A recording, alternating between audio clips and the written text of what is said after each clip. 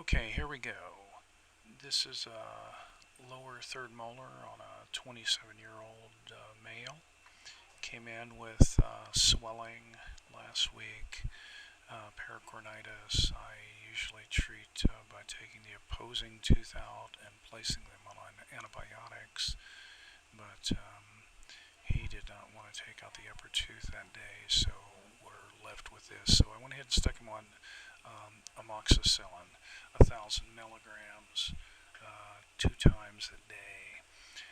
They're a lot cheaper than the 875s. The SIG for those are 1Q 12 hours, so I'll go ahead and let them go out.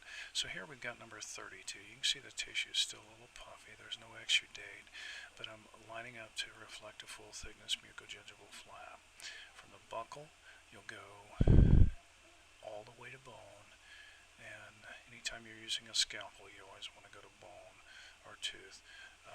Come to the distal of the second molar, and then I'm gonna do a circular incision and try to release the papilla between 30 and 31. If you're having an awful lot of trouble reflecting flaps, I think it's because you don't get past the horizontal portion of bone that covers the buccal roots. What I'll do is take a molten eye periosteal elevator, and the first thing I do is go right in the papilla. I would like to release that. Then typically I'm going to try to release back distally to prevent tearing any of the tissue, and then I want to get down and around the horizontal bone, get down to the vertical component of the mandible. Once you've got that, you can get down and you can see already that I'm below the periosteum. You want to take it below the periosteum, otherwise you're going to have an awful lot of bleeding. Just get it below the periosteum, and now we're looking at the tooth. In my mind, I'm always doing the same things over and over.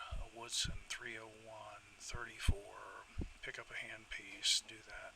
Now what you want to do is make sure that you're not putting a lot of tension on that flap. I was just identifying that there. Now I look at this thing and I say, okay, what's the deal here? Everything's starting to move. As I suspected, the tooth is basically out. I mean, what are we into this whole process? About 2.5 minutes. Here we've got a partial or full bony impaction. I'm not sure what I coded it. I'll find out here in a bit.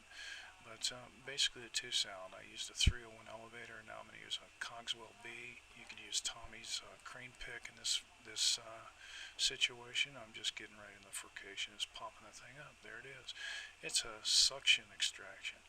And so then the first thing I want to do is I want to make sure, I want to make sure the guy isn't hemorrhaging too bad, but I want to check those root tips and make sure I've got everything. Everything looked pretty good, and so I'm going to curette out. I always curette, make sure that that happens, and we want to get any follicle out of there, any cysts that you may have. You don't want a dentigerous cyst or follicular cyst developing. I'll clean that out. Use a hemostat if I have to grab onto some of the tissue. There's a little piece there, a little tissue tag. And I noticed that there was some more follicle behind that second molar. I think I got it out. There wasn't a whole lot on this case because the crown had erupted past the bone in most cases. So I'm looking. Now I'm going to determine, do I need a suture or not? If I don't have to suture, one, it's easier on the patient, but the key is, does the flap lay down? If a flap lays down on its own, then I'm probably not going to suture. If I want to see the patient back, I will suture because I use black silk, the advantage of black silk is you get to see the patient back, see how you treated them. But anyway, basically that's about done. I'm going to take the bite block out, very important thing anytime you're doing an extraction on the mandible, and there you go. He was kind of nervous. I gave him a little tap, say, we're all done, buddy. And he goes, I can't believe it.